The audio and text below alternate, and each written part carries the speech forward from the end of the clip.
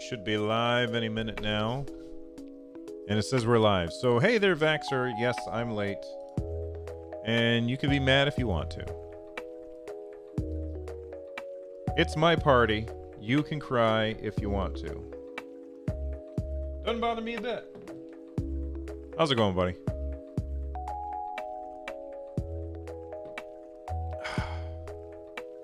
Hope you're having a great day. I've got my show notes done. And here they are, just for you.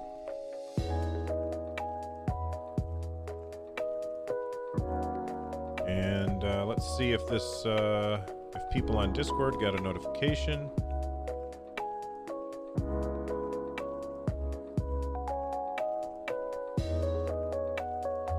I don't know if it worked.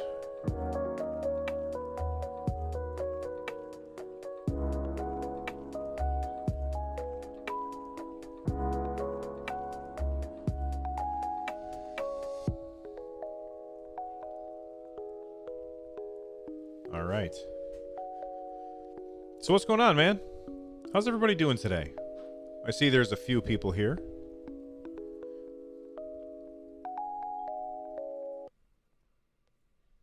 And I need to adjust something.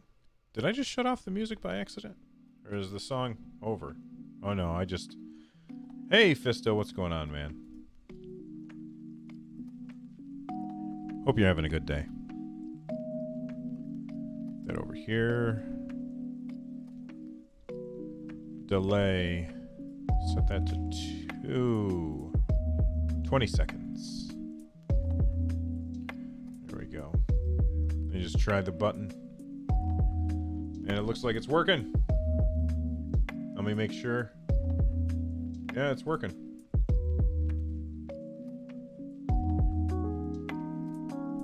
All right.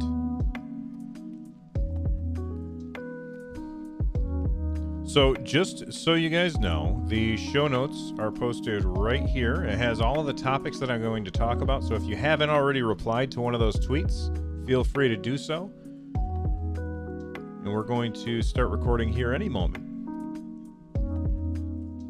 Just giving people a chance to start to filter in. And actually, I'm going to tweet that out that I'm getting ready to record the mailbag.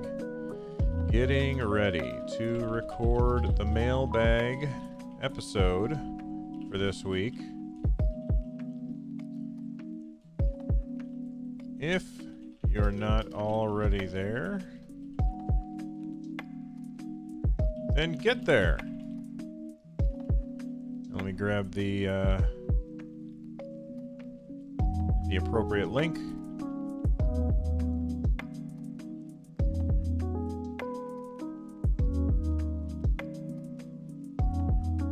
Tweet.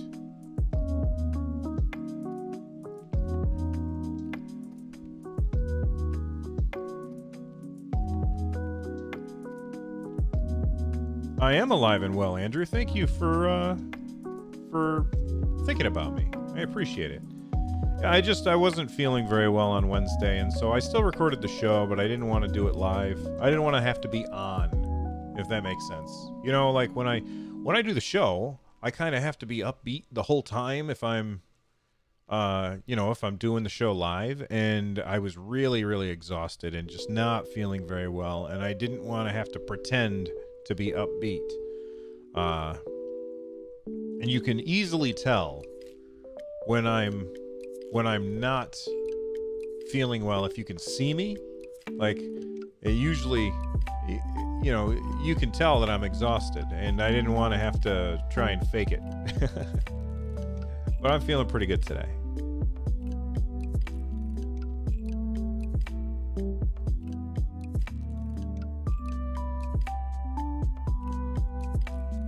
Wait a second, what is going on here? Hold on. Why is Suikoden? Oh, okay, well, I need to get in on this. Hold on. I've never played a Suikoden game, but I recently had the pleasure of discussing why Suikoden 2 is... what is his handle?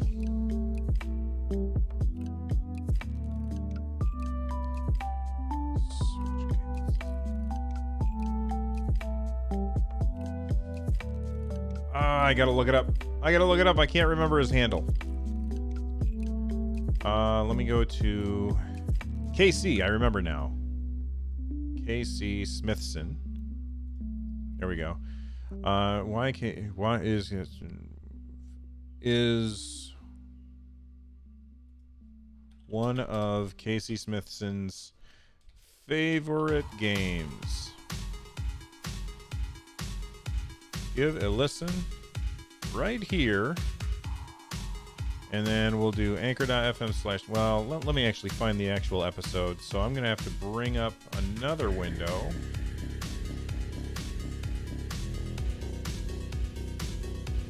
Anchor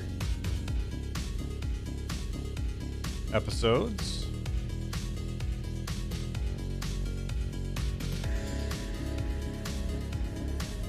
Copy public link to episode. Close. Alright, I never played a Suikoden game, but I recently had the pleasure of discussing why Suikoden 2 is one of Casey Smithson's favorite games of all time. Give a listen right here, and then let me attach. So we want to go to finished episodes, 143 pixels, season 3.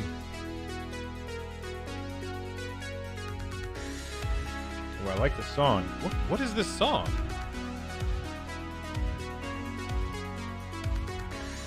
Okay, it's still Harris Heller. I just wanted to make sure it wasn't, it was something that's not, I didn't have to worry about copyright or something.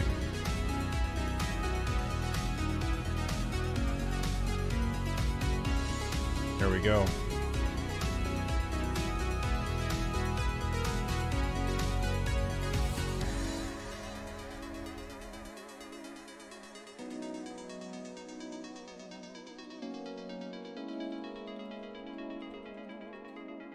There we go. Tweet.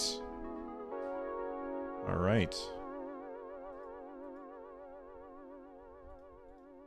Hey, if you guys are Twitter people, retweet that tweet for me if you don't mind. It would really help out. All right, let me close that. Close that, and I think we're good. I think we're ready to record an MP3.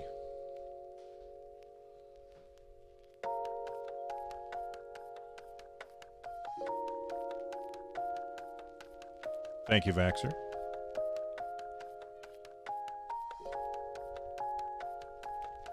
All right. As much as I love this music, actually, I'll just turn it down. So the music is just barely playing in the background. And we'll hit that button. And while I've got this open, I'm going to go ahead and project template, save as project template. Switchcraft, save. All right, here we go.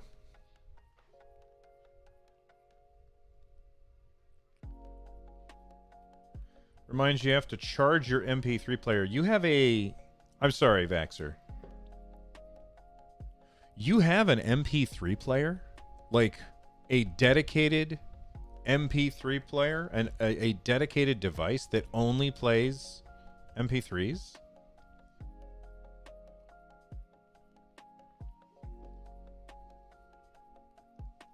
I just find that hard to believe. I can understand why somebody might have a record player. Or maybe even a tape deck.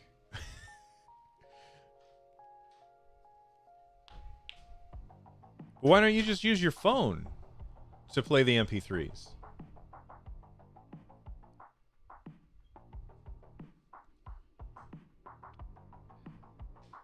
That's the part. You hate listening to music on your phone. I hate carrying multiple devices. I want one device that does everything. He says as he's surrounded by 15,000 devices. My wife is looking at me. I have to see what she wants because she's going to make fun of me in a second. What?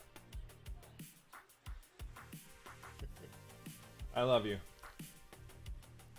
I was right. She was making fun of me.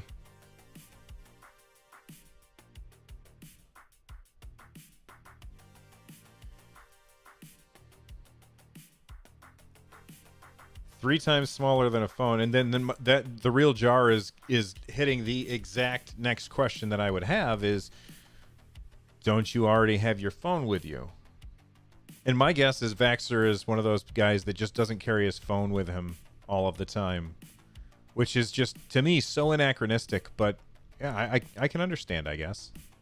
I always want to have my phone with me so people can get a hold of me if they want.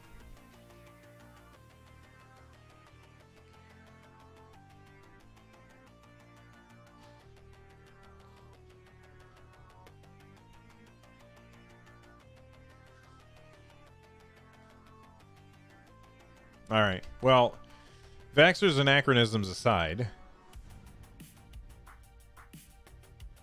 I'm gonna get started on recording a podcast.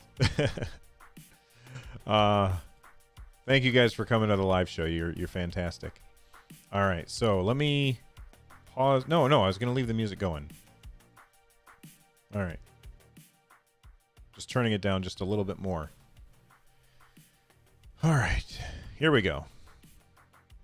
Have you experienced the awesome power of the Panasonic Real 3DO system? All right, I was just getting that one out of the way.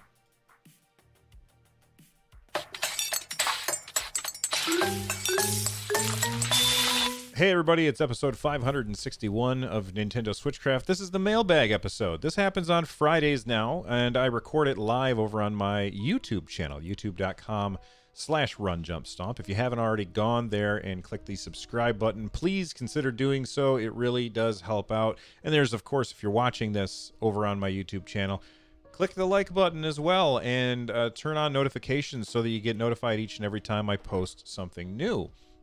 But this is Switchcraft, and on Fridays, we do the mailbag episode where I've spent the week, or sometimes multiple weeks, asking questions, and you guys send in your answers, and we talk about it. And that's exactly what we're going to do today. If you didn't know, Switchcraft is brought to you live every single Monday, Wednesday, and Friday. You can tune in on Monday and Wednesday on my Twitch channel, and on Fridays, my YouTube channel.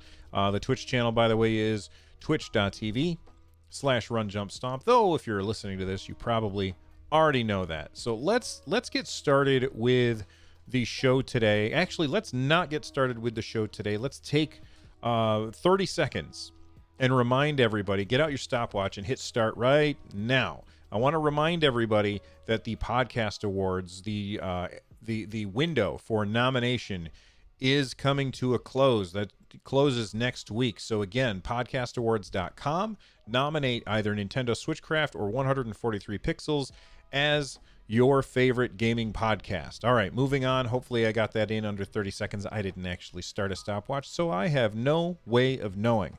Let's get started with the mailbag. The first question that I asked in this week's mailbag was, what did you think of the Nintendo Direct Mini, and are any of the announcements that caught your eye? So I think that overall, most people found the Nintendo Direct Mini to be fairly disappointing, and I don't feel like I didn't feel like it was disappointing myself, because I felt like Nintendo did a good job telling us exactly what we should expect with this Direct. I mean, they said it about 3 times in their initial tweet. They called it a Nintendo Direct Mini partner thing. I can't remember exactly what they called it, but they were very focused on saying, look, this is not first-party stuff.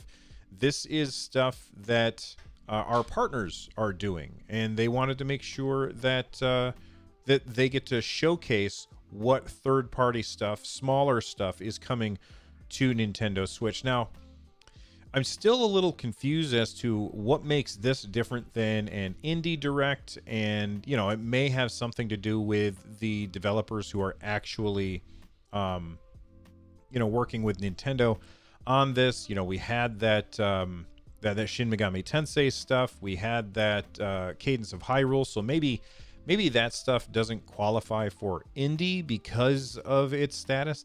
I'm really not sure. I also just want to remind everybody that they said that this is the first of many. Or first in a series, I believe is the actual term that they use. So it's the first in a series of Nintendo Direct Minis where they talk about their partners' programs or their partners' games that are coming to the platform. And I think that that's very interesting. But most people disagreed with me. In fact, I gave 4 options for people to choose from, to vote on, and I said good, great, okay, or bad. And a vast majority of the people who voted in this poll said it was either bad or it was just okay.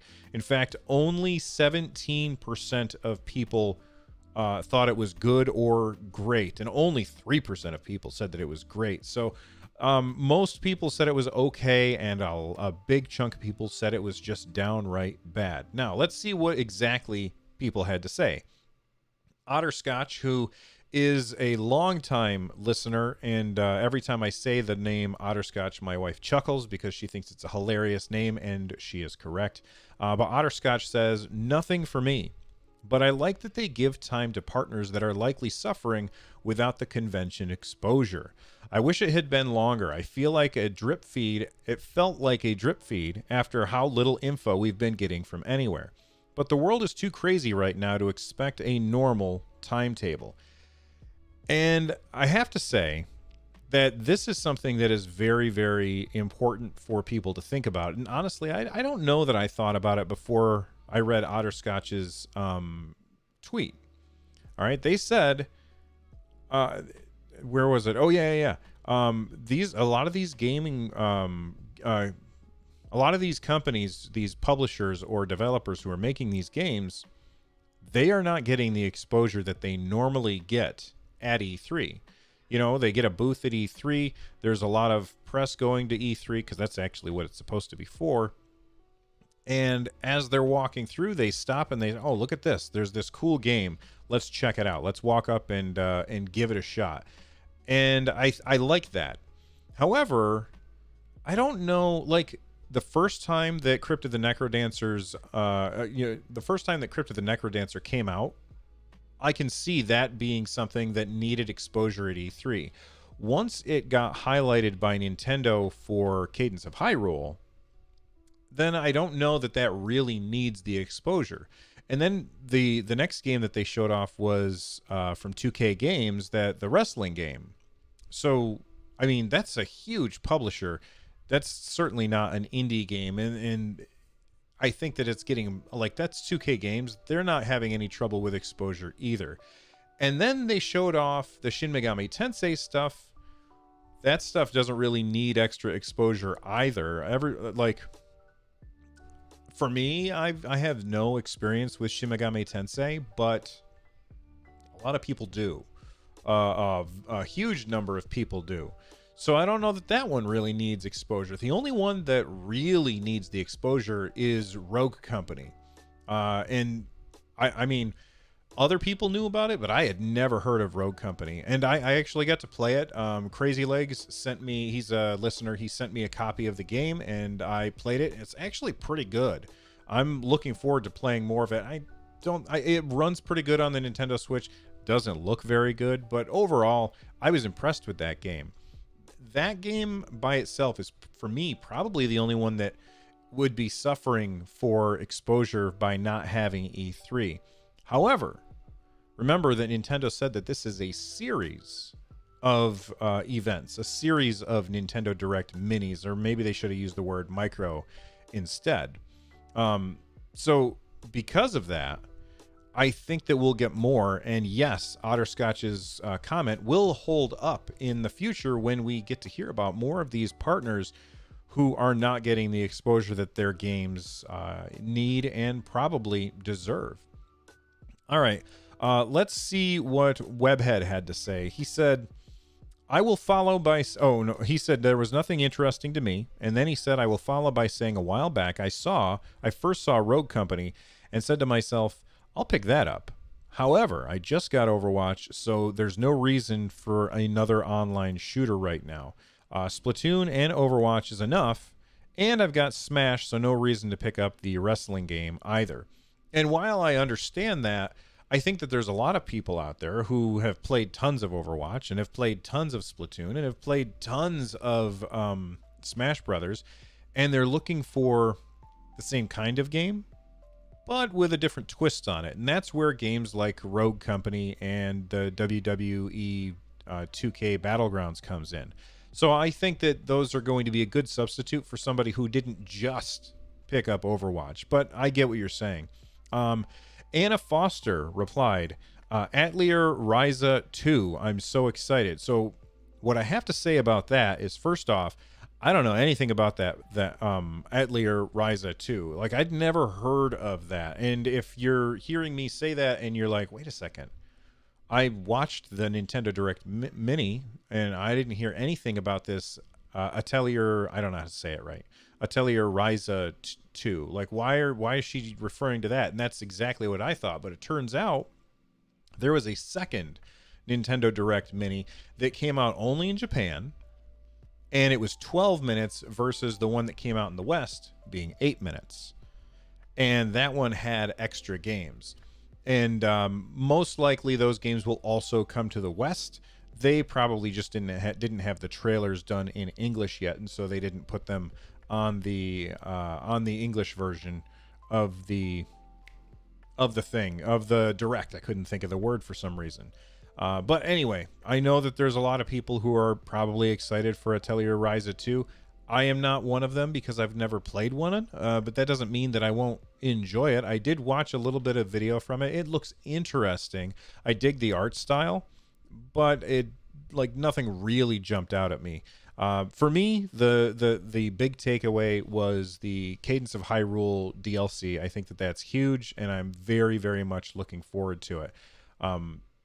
So now that we know that we're getting more Nintendo Direct Minis, because Nintendo did specifically say that this is the first in a series of, when do we expect the next one? How long do we think that Nintendo should wait before they talk about the next one? I think that we're going to be hearing about these for the rest of the year. And what I think Nintendo ought to do is they ought to do one a month. Every single month, do a Nintendo Direct Mini that is focusing on their partners and those games that are coming to the Nintendo Switch, especially if Nintendo has very little first-party stuff. Focus on that third-party stuff. Make sure that everybody knows about it. I think that's the way to go. What do you guys think? It's Bart versus the Space Mutants for your NES. Only Bart Simpson can save the Earth. There we go. We recorded that first segment. We did it. Control S. Gotta save. I don't know. What is episode 561? Here we go. NSC 561. Save.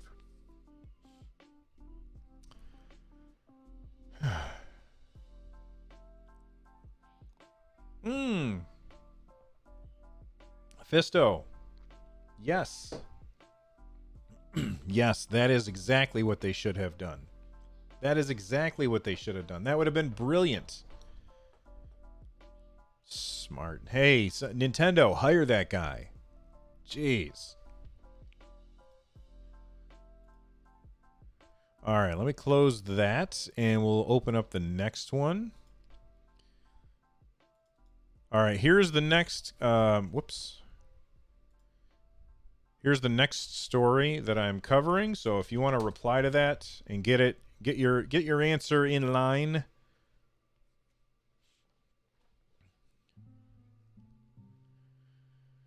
Got a lot of answers for this one, though.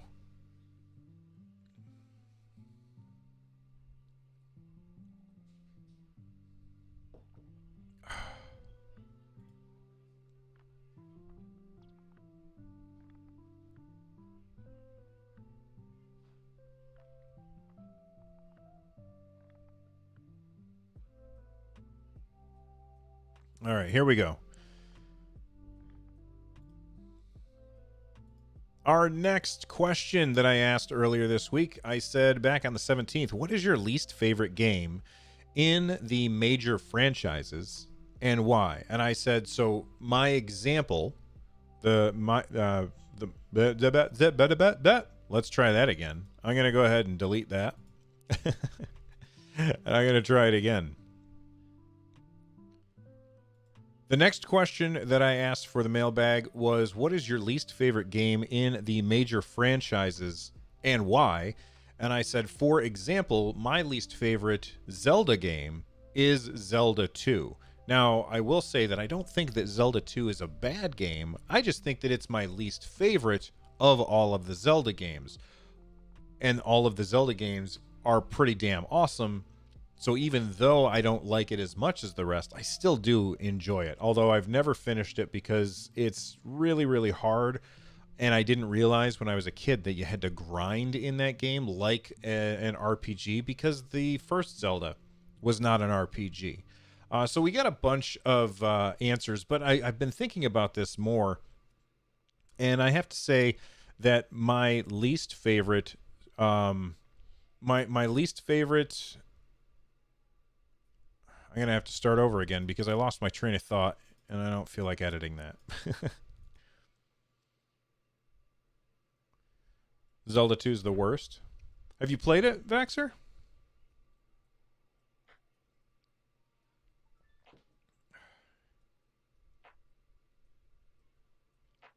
My God. So my daughter is, she's volunteering at an animal shelter, and she has been spamming our family group chat with pictures of cats. Like nonstop. All right, let's try it again.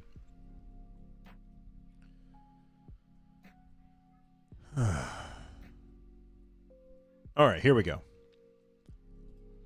My next question that I asked earlier on this week, I said, what is your least favorite game in the major franchises and why? And then I gave an example. I said, for me, my least favorite Zelda is Zelda 2.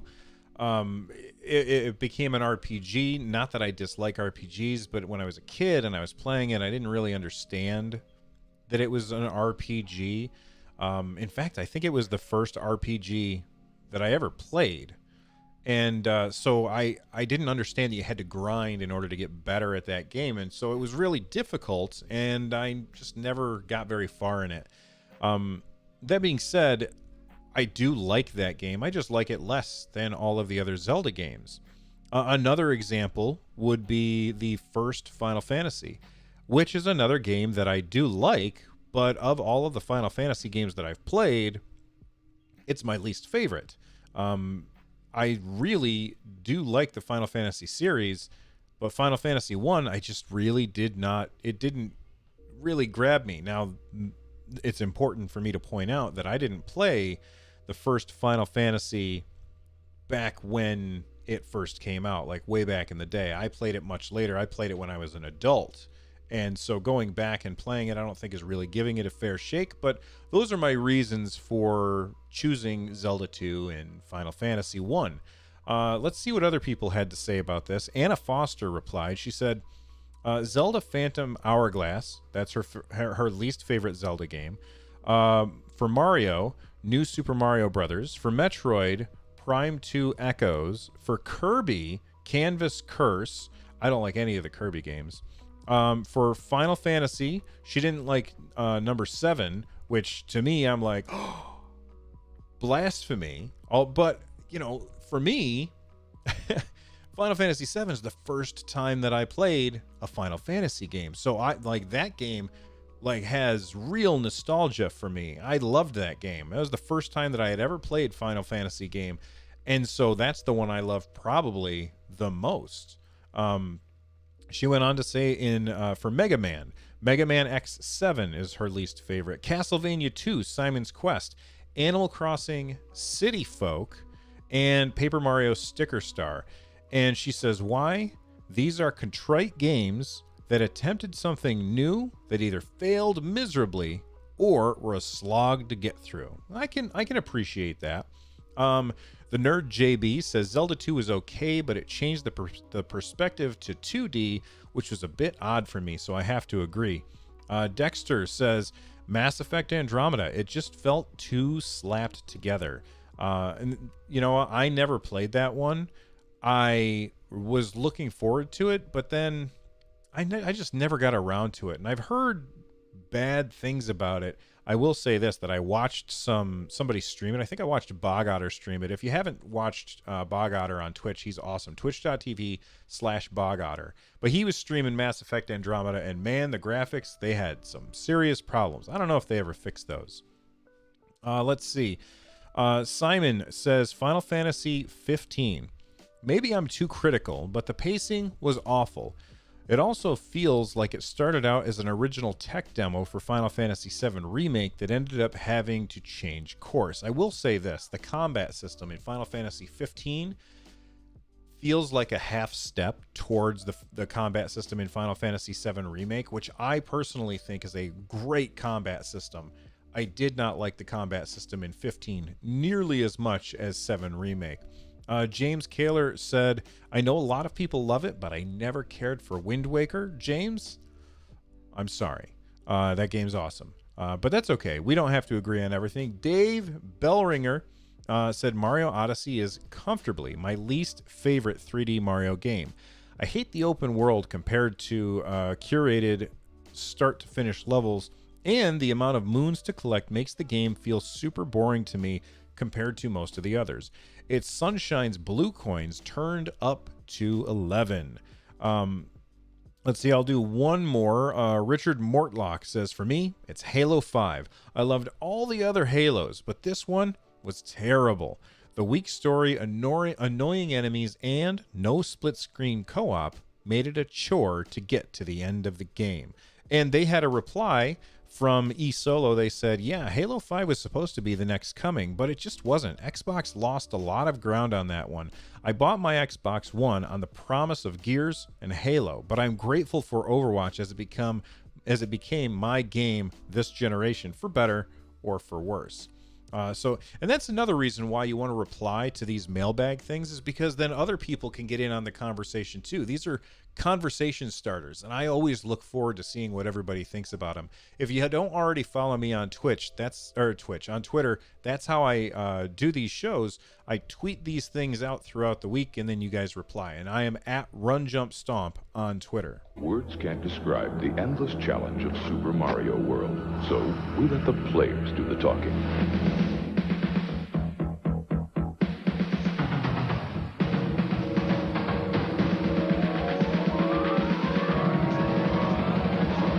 Super Mario World is here. It's one of the new generation of Nintendo games. It comes only with Super Nintendo, and it's like nothing you've ever faced. Now you're playing with power, superpower.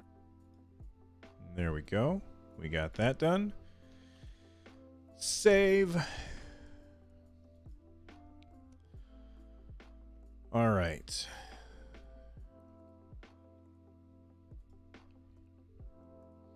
It is a long one. That's right. Copy. There we go. This is the next topic, so you guys can reply to these this tweet if you want. Fisto says Guild Wars 1 because it's not Guild Wars 2. I will say Guild Wars 2 is infinitely superior to Guild Wars 1, and I know there's a lot of people who love Guild Wars 1, and I don't think that they're wrong. In fact, I played a lot of Guild Wars 1 and really, really liked it. But Guild Wars 2 is just so much better.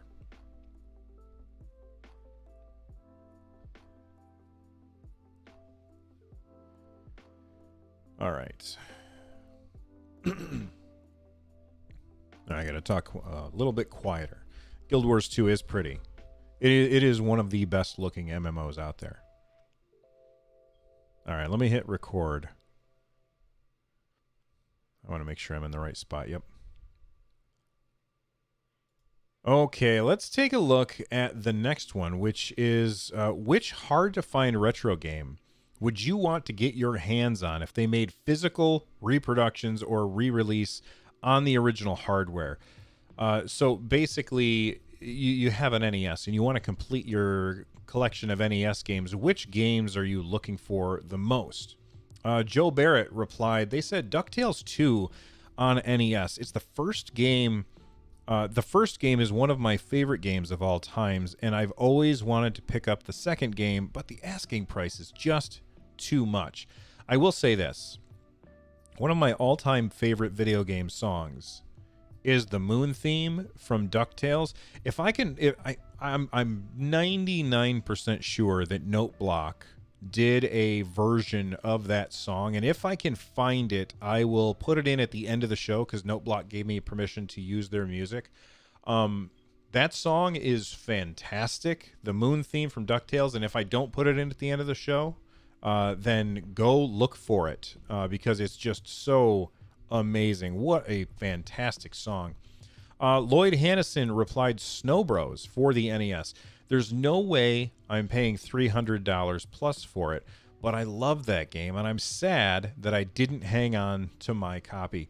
You know, I have to say, there's a lot of games. Like, when I was a kid, we could not afford to own multiple consoles. So when I wanted to get a new console, I had to trade in my old console and all my games.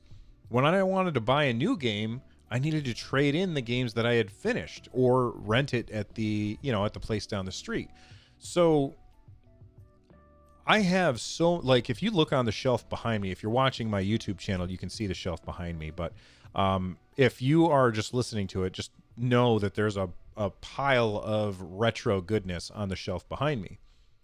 And all of that stuff, with the exception of my of the Nintendo Entertainment System, I bought off eBay to put on the shelf behind me because I thought it would look cool, and I like collecting retro hardware.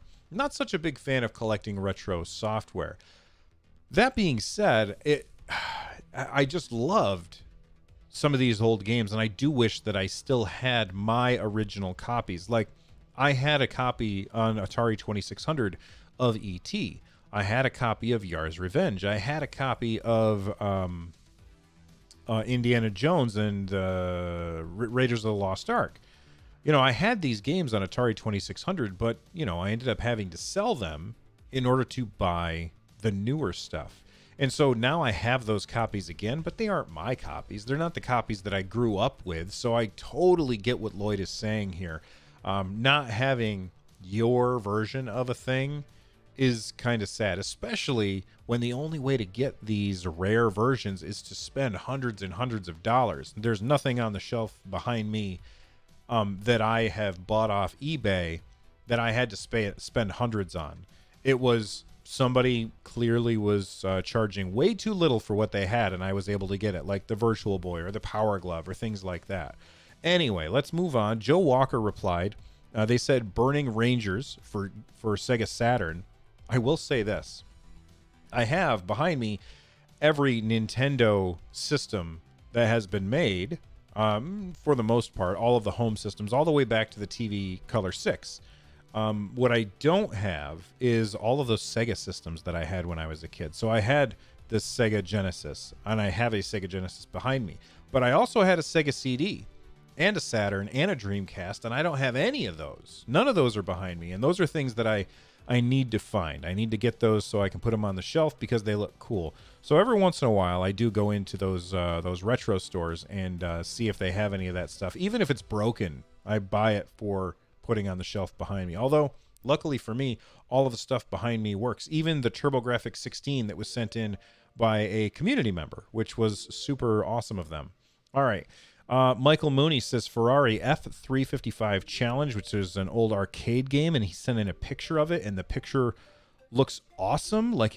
I've never seen this, but it looks like a game where you had 3 screens, so that you could look off to your left and to your right as you were racing, and it's got a stick shift and all that stuff.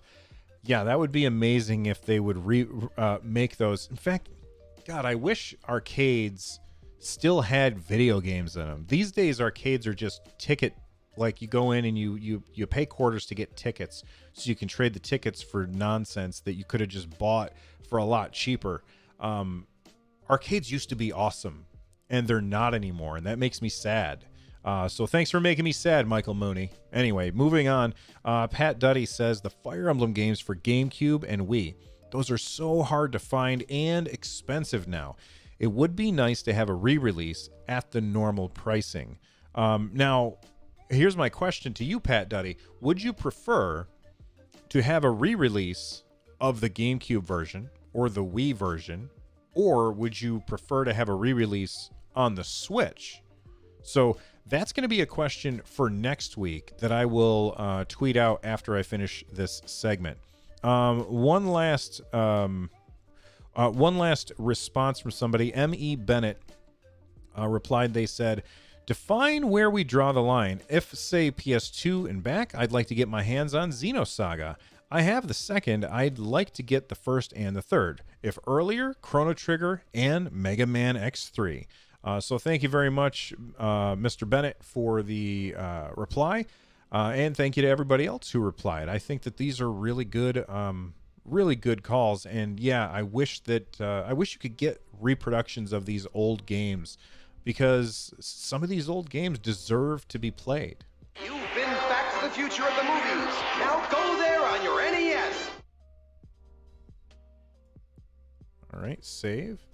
And now I got to tweet out that thing. So, okay. If you could get Fire Emblem for the GameCube and the what is it, Path of Radiance, get a copy of Fire Emblem re-released for the GameCube or Wii, would you prefer that, or to have the game remade for the Switch?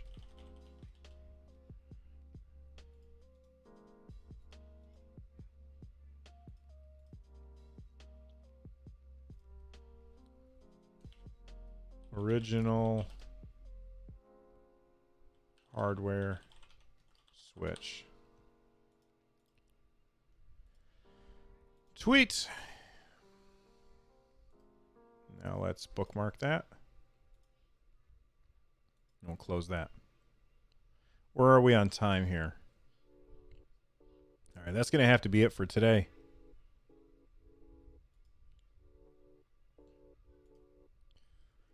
So let me wrap up the show. I got to go to Patreon and get the list of producers, patrons, relationship manager. Here we go.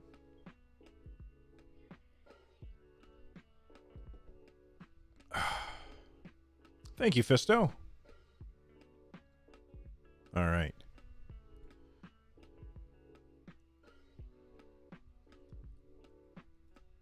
I don't know if you are aware or not, but producers are awesome. These are the people who've gone to patreon.com/runjumpstomp, and they support independent gaming news just by becoming a member of the Patreon.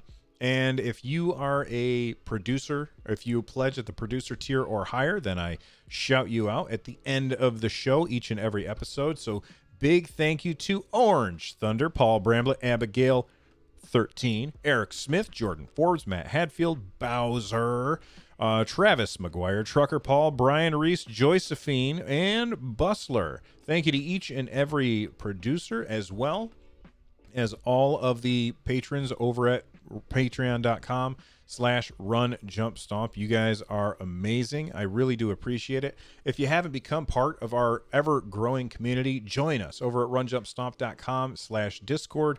We've had lots of people join up. We're almost at 1,500 people. Constantly conversations are happening in there about video games, about movies, about TV, about books, about music, about just about anything that you could possibly be interested in. And even sports. There's a sports ball channel. You can join us at runjumpstomp.com/discord.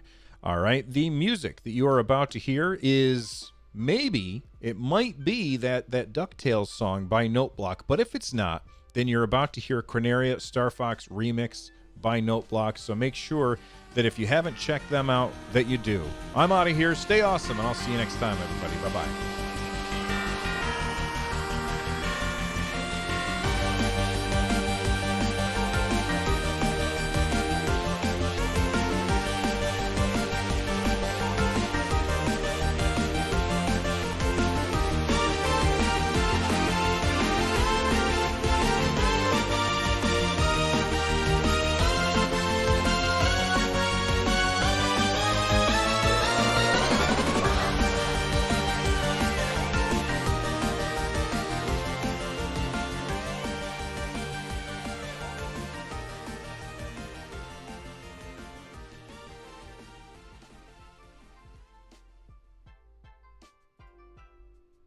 There we go. Okay, I didn't do the GSTU thing at the end.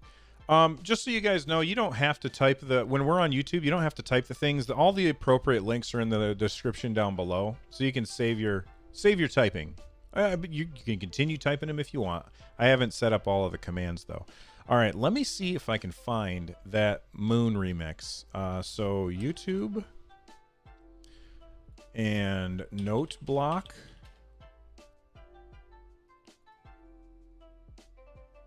And Moon.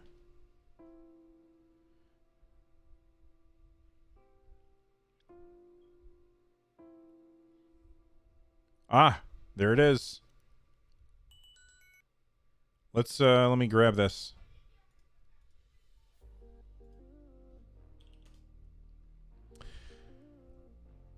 Why the outro song is longer lately? It wasn't that long in the past. So the thing is when I messed up my. You're right, Fisto. I need to add the GSTU thing to the description. Thank you for reminding me. So when I reformatted my hard drive, I lost my old version of the outro music, and then I had to remake it, and so that's why it's slightly different than it was before. Does that make sense?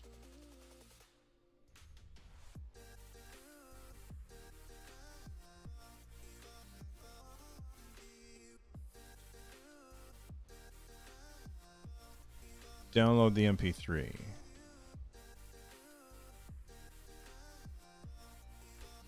All right, so now I can close that, and I can get rid of that. Actually,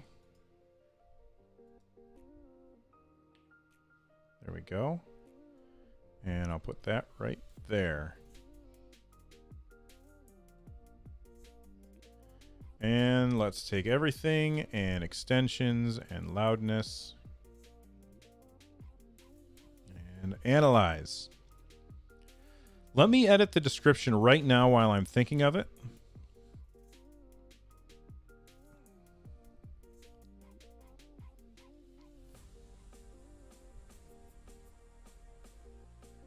That's not the right button. Cancel. Edit.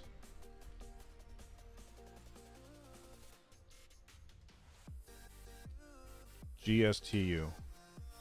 Scroll up a little bit. Copy.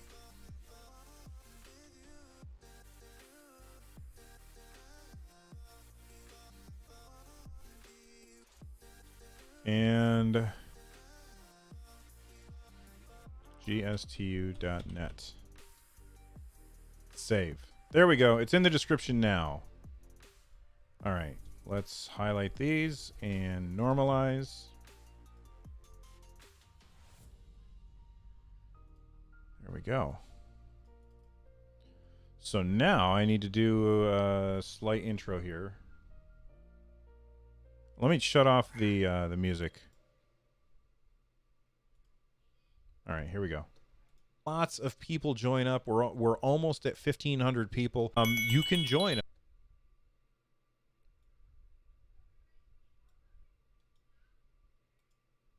You can join us at runjumpstomp.com/Discord. All right. The music that you are about to hear is maybe it might be that DuckTales song by Noteblock. But if it's not, then you're about to hear Corneria Star Fox remix by Noteblock. So make sure that if you haven't checked them out, that you do. I'm out of here. Stay awesome, and I'll see you next time, everybody. Bye-bye. Move that over just a little bit. Out of here. Stay awesome, and I'll see you next time, everybody. Bye-bye.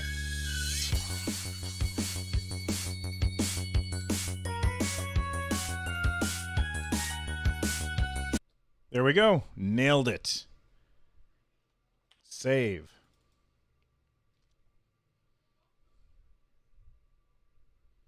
All right. Thank you guys for hanging out with me. I'm out of here. I hope you guys have an awesome day. Thanks for hanging out. Bye. Out of here. Stay awesome, and I'll see you next time, everybody. Bye-bye.